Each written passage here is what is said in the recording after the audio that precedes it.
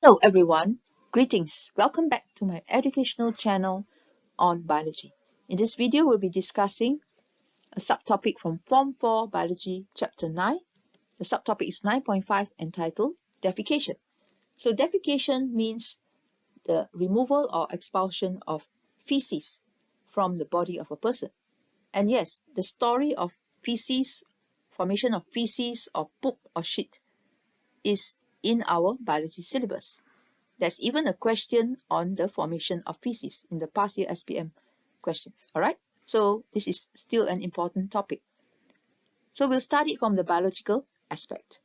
Now, here we see the large intestine, which is the site for the formation of feces. It also has the second function of absorption of water, minerals, vitamins B and K. And thirdly, it contains a lot of these tiny bacteria which are beneficial to health. They are called the good bacteria or beneficial bacteria. So let's find out more about the roles of the large intestine.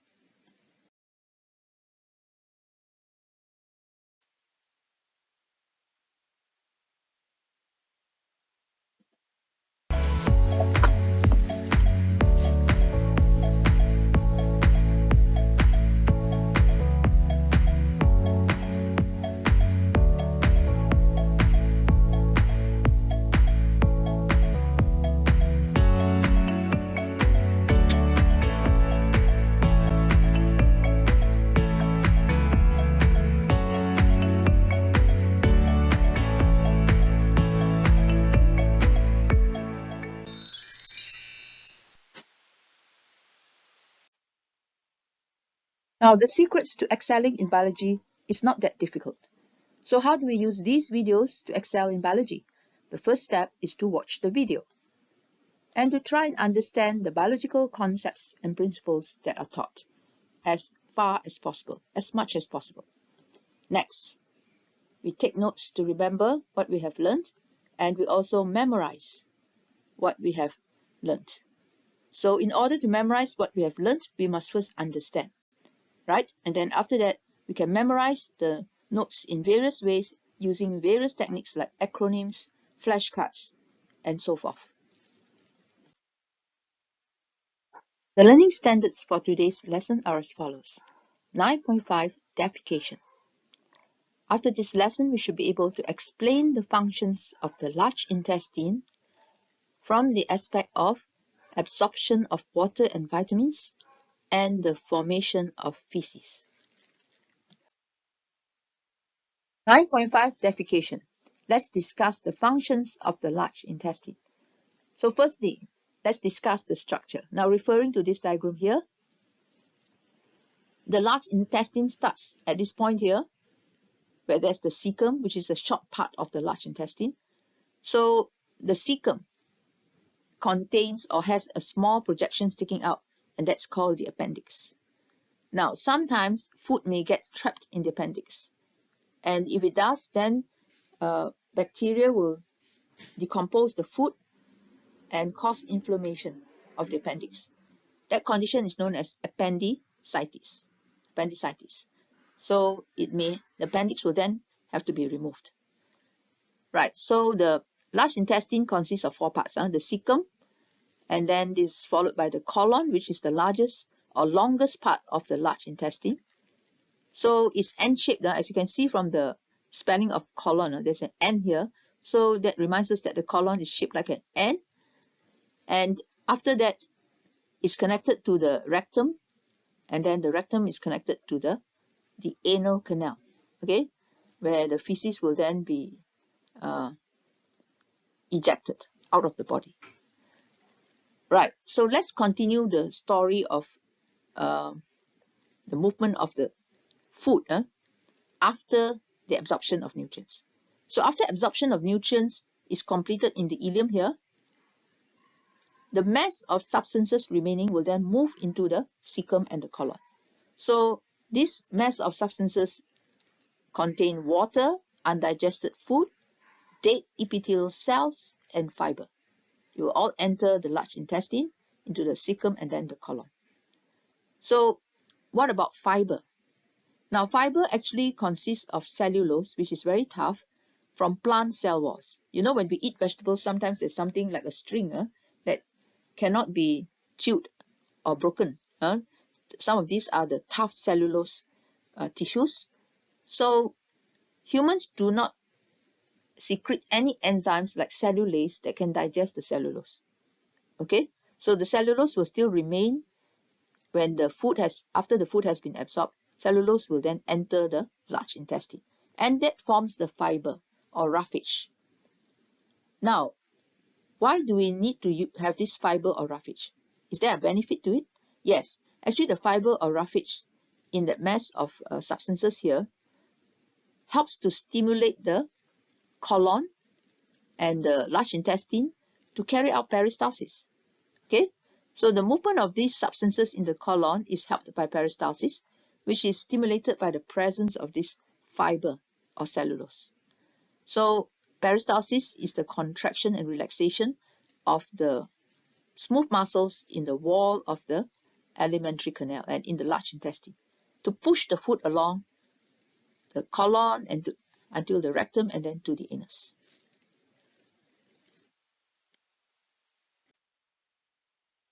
Now, as the mass of substances is moving through the large intestine will carry out its two functions, which are the absorption of water and vitamins from the canal or the lumen of the large intestine into the circulatory system of the body. And also, secondly, the formation of feces will occur in the large intestine. So these are the two functions of the large intestine. Now let's talk about the absorption of water and vitamins. So substances absorbed in the colon include water and mineral salts, all right, and metabolic byproducts of bacteria. The good bacteria that's living in the colon, all right, can produce these metabolic byproducts as a result of their metabolism. And these are very valuable to us because they are the vitamins B and K and also folic acid. For example, vitamin B is needed for the formation of red blood cells, and vitamin K is needed in the blood clotting mechanism when we have a cut or a wound on the skin, for example. So we do get some of our vitamins B and K from the diet, but these bacteria living in the colon will help to supplement our intake of vitamins B and K. So now let's talk about the formation of feces. So as the mass of waste substances is moving along the colon here, water is being absorbed together with mineral salts and vitamins B and K. Now the remaining waste substances will then form a semi-solid because the water has been absorbed, right? So you form a semi-solid called feces. And this feces formed around here contains dead cells from the lining of the intestines, undigested fiber, which is the cellulose, as we have discussed, waste products like bile pigments, bacteria, and toxic substances. All right, and as it's moving along, the walls of the large intestine will secrete mucus to lubricate the movement of the feces until the anus. So when the movement of feces has occurred for 12 to 24 hours, about 1 day, in the colon, it will enter the rectum. And then when the feces accumulates, the pressure in the rectum will increase too. And this will trigger a need for the person to go and defecate, to expel the feces. So defecation is the process in which the rectum muscles contract to expel the feces out from the anus. So here's a quick recap of the formation of feces. Firstly, water, undigested food, dead epithelial cells, and fiber, that is cellulose, enter the large intestine as shown here. Next, the movement of these substances in the colon is helped by peristalsis. Next, the wall of the large intestine secretes mucus to lubricate the movement of feces until the anus here.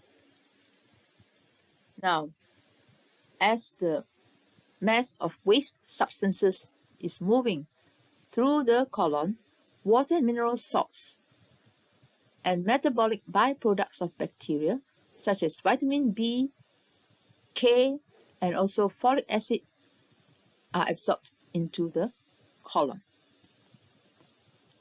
The feces that is formed consists of dead cells, undigested food, cellulose, waste products, bile pigments, bacteria, and toxic substances. And lastly, when the pressure builds up, there is a need to go to defecate. So defecation occurs when the rectum muscles contract to expel the feces from the anus. So we've already discussed the functions of the large intestine, and that is number 1, to form the feces, and number 2, to absorb water, minerals, and also vitamins for the body's use.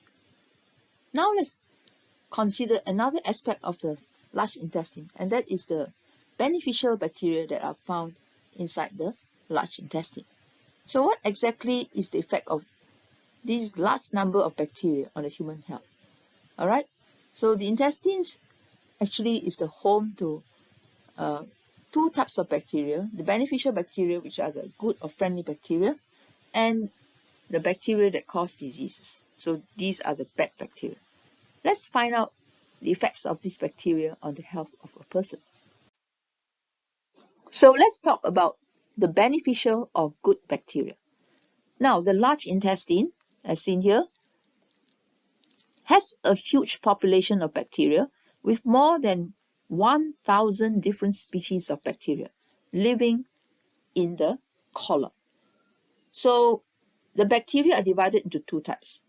The beneficial bacteria are the good bacteria that do not cause disease, and they are the less beneficial bacteria, which are the bad bacteria, or sometimes we call them pathogenic bacteria. That means they can cause diseases.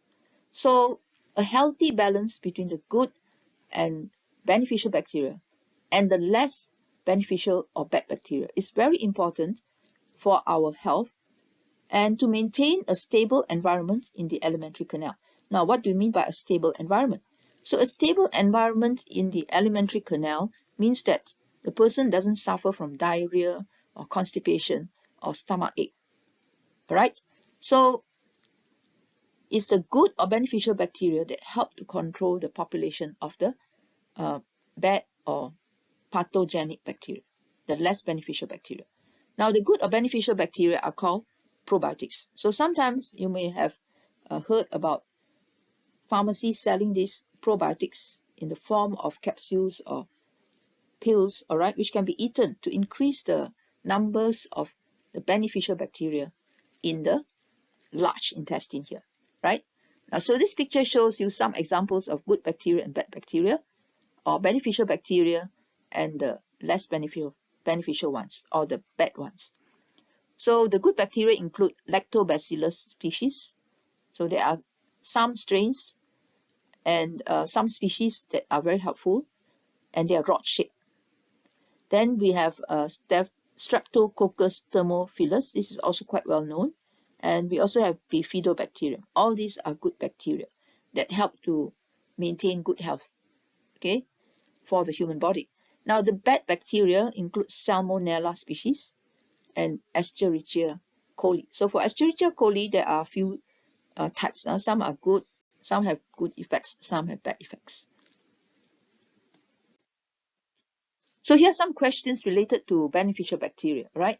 So at least we should know something about them because they are mentioned in the textbook, and also they may come out in the HOTS question. So A, state 3 examples of beneficial or good bacteria. You can remember this one. This is the common one, Lactobacillus species. So they are found in foods such as yogurt and kimchi, two foods that most people like to eat, right? And these are the fermented products. So other fermented products also have these beneficial bacteria. Those Streptococcus thermophilus and Bifidobacteria. Now, state 3 benefits of good bacteria. This is an important question, right? So the good or beneficial bacteria synthesize vitamin B and vitamin K in the colon, and then they are absorbed. These vitamins are absorbed into the circulatory system. So vitamin K is required for the clotting of blood such as when a person gets a cut on the skin, he will start to bleed, blood will start to flow. But after a while, due to the clotting of blood, there is some kind of clot formed on the wound, which will stop the flow of blood from coming out. Okay, so clotting of blood is very important to reduce blood loss, and we need vitamin K for the clotting of blood, as we'll find out in the next chapter, right? So the good bacteria help to synthesize some of this vitamin K for us. We can also get some vitamin K from our diet. Now, another benefit of the beneficial bacteria is that they produce their own antibiotics that help fight pathogenic or disease-causing bacteria, which can cause inflammation, swelling, okay, redness, swelling, and pain in our alimentary canal. So these antibiotics, what do we mean by antibiotics? Antibiotics are chemical substances produced by microorganisms to help inhibit the growth of other microorganisms. So, these microorganisms like bacteria and fungi, they are always trying to defend themselves. So they produce these antibiotics to stop other fungi or bacteria from invading their home or the space where they are living, okay, and from causing them to die. So these antibiotics are natural killers of the bacteria. So the good bacteria produce antibiotics that will help to fight the pathogenic bacteria. In that way, they can help to control the population of the bad bacteria in the intestines and prevent disease from occurring. So they maintain a stable environment in the alimentary canal so that there's no diarrhea, constipation, stomach pain, irritability, of the intestines when food is eaten and so forth. And they boost immunity, right? They've been found to boost the overall immunity of the body and help in the digestion of food. So what is the effect of antibiotics on the bacterial population in the large intestine? So this is one question that's asked in the textbook, right? Can come out as a HOTS question too. So let's find out what the effect of antibiotics are. Now, antibiotics that are given by the doctor. So when a person is sick, especially from bacterial infections, doctor may prescribe some antibiotics, all right, which has been produced commercially. And these antibiotics can be eaten to kill the bacteria that cause disease in the body. For example, when a person has a bacterial infection in the throat, doctor will may prescribe some antibiotics that can be eaten to kill this bacteria that cause the sore throat. But it will also kill the beneficial bacteria in the intestines. All right. So when antibiotics are eaten, they do not only kill the bad bacteria, but they'll kill the beneficial bacteria in the colon. So when this happens, there will be an imbalance between the beneficial bacteria and pathogenic bacteria. So the bad bacteria or pathogenic or disease-causing bacteria will grow more because there are less antibiotics produced from the beneficial bacteria to inhibit their growth now. Okay, because the numbers of beneficial bacteria will be reduced due to their destruction by antibiotics. So then the pathogenic bacteria, some of these pathogenic bacteria, they have built up some resistance to antibiotics and they can reproduce and increase in the colon. So these disease-causing bacteria can cause inflammation and disease in the digestive system. All right. So symptoms that there is an imbalance in the colon between the beneficial bacteria and pathogenic bacteria are experiencing diarrhea. Flatulence means like a lot of gas and a lot of gas being, what you say, F-A-R-T, okay, fart, or in Malay we say kentut, right? When the gas comes out through the anus. So if a person has a lot of gas, burping, and a lot of gas coming out, that could be a sign of imbalance between the beneficial bacteria and pathogenic bacteria. And then stomach ache.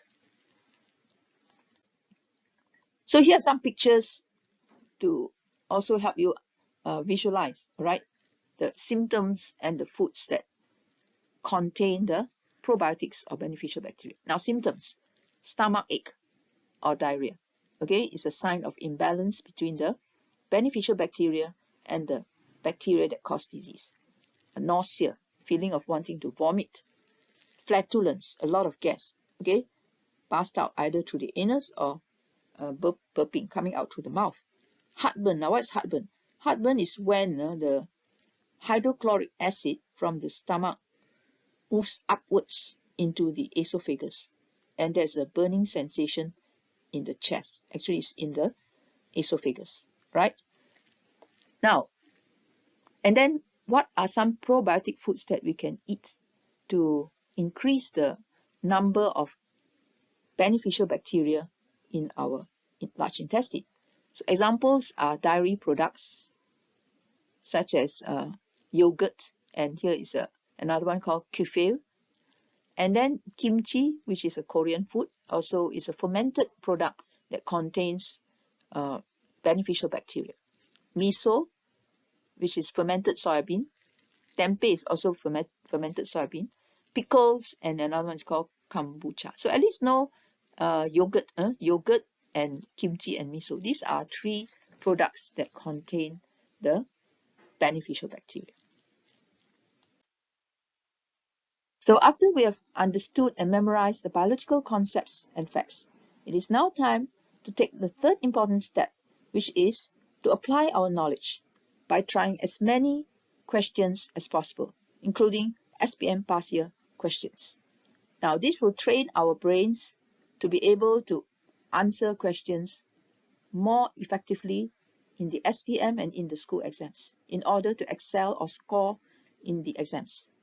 So in this way also, you will also test yourself to see whether you have understood the concepts well enough to apply them.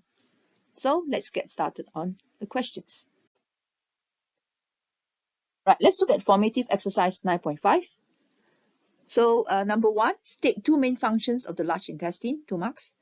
So you can pause the video, look at the questions, and try to write your answers first. And afterwards, we are going to discuss the answers. All right, let's look at the answer. Two main functions of the large intestine, right? Number 1, absorption of water and vitamins B and K. And then number 2, formation of feces. So number 2, what are 3 substances that are absorbed in the large intestine? Okay, the answer has been given here, water and vitamins. And then one more is what? Minerals, correct. So water, minerals, and metabolic byproducts of bacteria, which are vitamin B, K, and folic acid. So these vitamins that are found in the large intestines actually produced by the bacteria from the metabolism of the bacteria, from the chemical reactions involving the bacteria. Now, number 3, explain the importance of absorption of water and vitamins in the large intestine. That means, why do we need to absorb water and vitamins? So we have to discuss the functions of the water and vitamins in the large to the human body. Now, the first one, the absorption of water in the large intestine helps to form semi-solid feces, and this process enables the body to obtain and retain water for the body's needs. Okay, because we actually drank the water and it has really entered the alimentary canal, right? So we need to retain that water for the body's needs, instead of letting it flow out with the feces. Okay, so what do we need to use this water for? The water that's absorbed in the large intestine.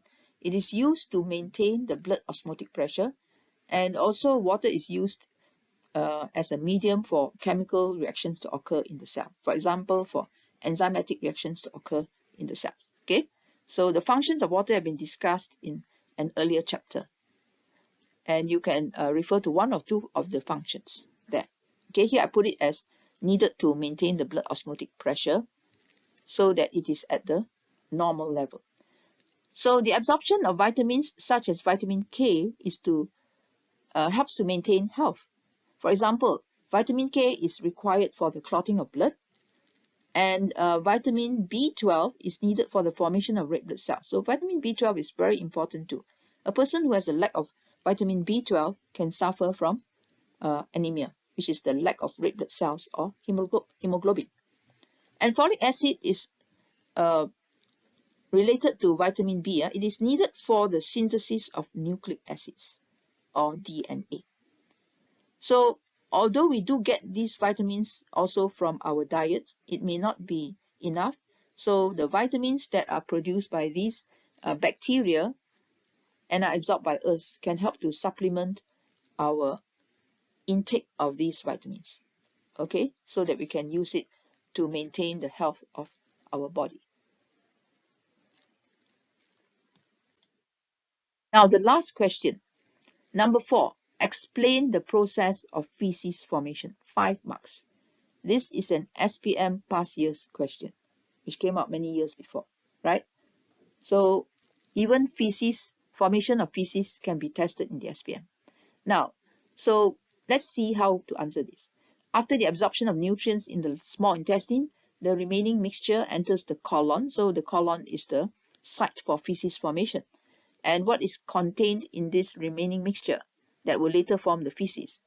Water, undigested food, bacteria, dead cells, and cellulose. Then we talk about the movement of these substances. It is facilitated or aided by peristalsis, which is the contraction and relaxation of the smooth muscles in the large intestine.